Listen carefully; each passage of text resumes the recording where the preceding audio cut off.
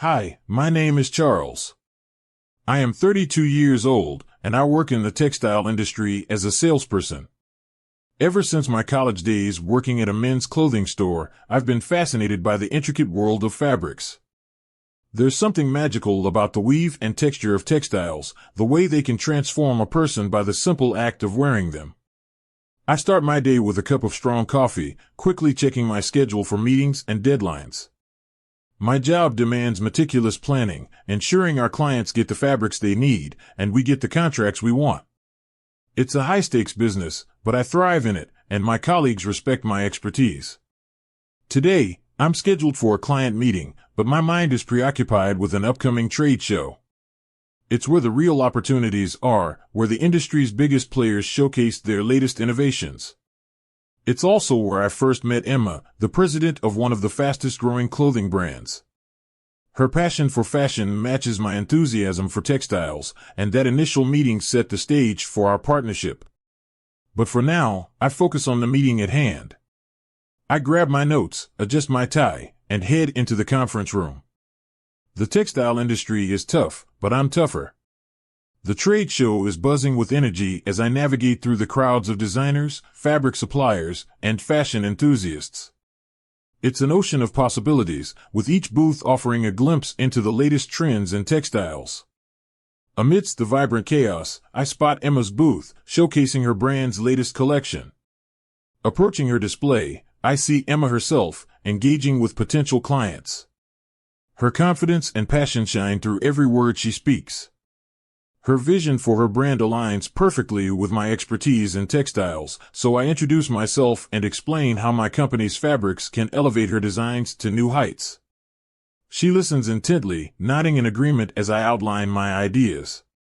Her enthusiasm mirrors mine, and soon we're deep in conversation, discussing fabrics, colors, and patterns. It's clear we share the same vision for the future of fashion. By the end of our discussion, we've agreed to collaborate. I'm excited about this new partnership and the opportunities it could bring. As I leave the trade show, I'm filled with optimism.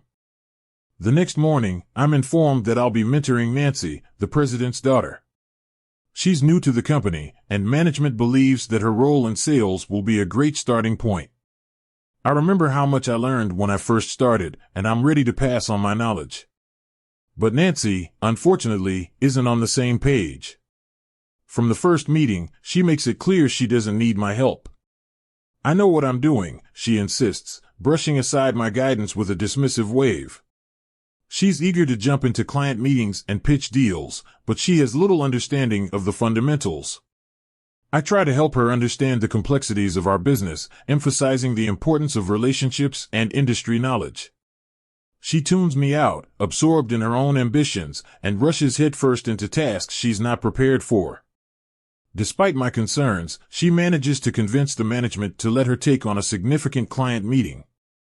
I can't help but worry, but I'm still willing to step in and support her if things go sideways. As the meeting approaches, Nancy remains confident despite lacking experience. I suggest reviewing the client's history and needs, but she brushes off my advice. "I've got this, Charles," she says, heading into the meeting with a determined look. From the moment the meeting begins, it's clear she's out of her depth. She fumbles through the introduction, missing key points and mispronouncing the client's name. When the discussion turns to the technical aspects of the fabrics, she stumbles over the details, losing the client's interest. Sensing the situation deteriorating, I try to step in, gently guiding the conversation back on track. But the damage is done. The client, unimpressed, walks away without renewing the contract, citing concerns about the company's competence. After the meeting, Nancy is furious. Instead of taking responsibility for the failed pitch, she turns on me, claiming I undermined her in front of the client. Despite my attempts to clarify the situation, she manages to convince management that I was the problem.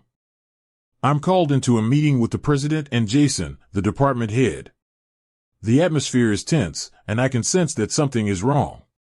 Nancy sits beside them, a scowl etched on her face. The president speaks first, his voice cold and measured. "Charles, we've reviewed the recent client meeting, and we're not pleased with how it was handled." We believe your involvement compromised the client's trust. I'm stunned.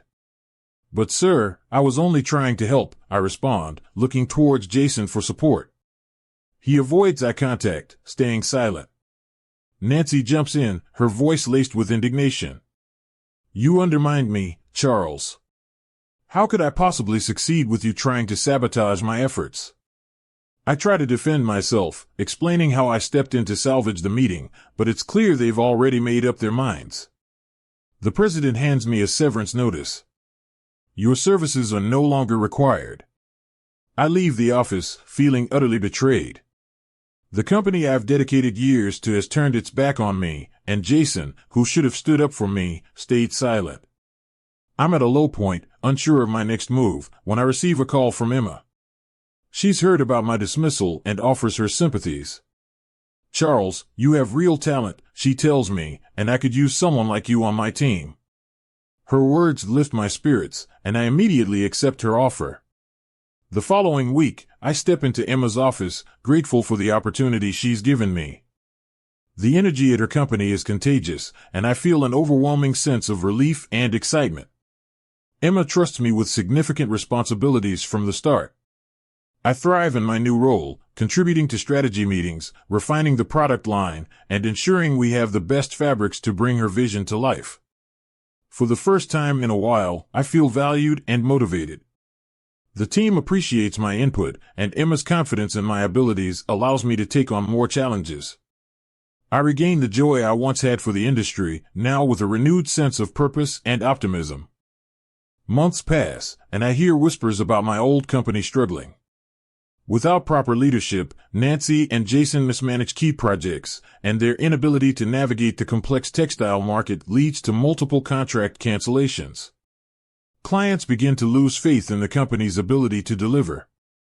I learn from colleagues still working there that the president is furious, demanding answers for the string of failures. He regrets trusting his daughter and her head of department. With losses mounting and the company's reputation faltering, they are desperate for solutions. It isn't long before I'm approached with an offer to return. The president himself calls me, urging me to consider coming back to help stabilize the company. We need someone with your experience, Charles, he says, trying to persuade me. But the thought of returning to the company that cast me out so unfairly leaves a bitter taste in my mouth. I politely decline his offer, resolved to move forward with my career at Emma's company. A week after rejecting the president's offer, I receive a letter from Jason. In it, he expresses remorse for not standing up for me and for playing a role in my dismissal. I should have defended you, he writes. I'm sorry for betraying your trust. I can sense his desperation, the weight of guilt bearing down on him.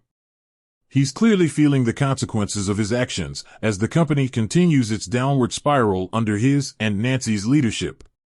Nancy, too, attempts to reach out, but her message is devoid of any genuine apology. She simply pleads for me to return, insisting that only I can help restore the company's fortunes. But the arrogance that got her into trouble is still evident, making it clear she hasn't learned much from the situation. I remain resolute in my decision to move on. I have found a place where my contributions are valued and where I am not held back by misguided leadership. I wish Jason and Nancy well, hoping they can find their own way forward, but I won't be the one to fix their mistakes. My work at Emma's company is thriving. I've become an integral part of the team, and my input is respected and valued. Each day brings new challenges and opportunities, and I feel proud of my contributions to the brand's success. Emma continues to lead with passion and vision, and her faith in my abilities keeps me motivated. We've expanded our product lines, incorporating fabrics that elevate our brand's appeal, and I'm in the center of this creative process. It's fulfilling to see our work come to life, to watch our designs make their way to fashion shows and into stores. I'm grateful for this fresh start and the sense of purpose I've found here. The bitterness of the past has faded, replaced by the joy of working alongside talented individuals who share my passion for textiles. I've moved on from the betrayal that once weighed heavily on my heart. My journey has taught me to stay true to my values, no matter the challenges. And as I continue forward, I'm confident that my future holds many more rewarding chapters, both professionally and personally.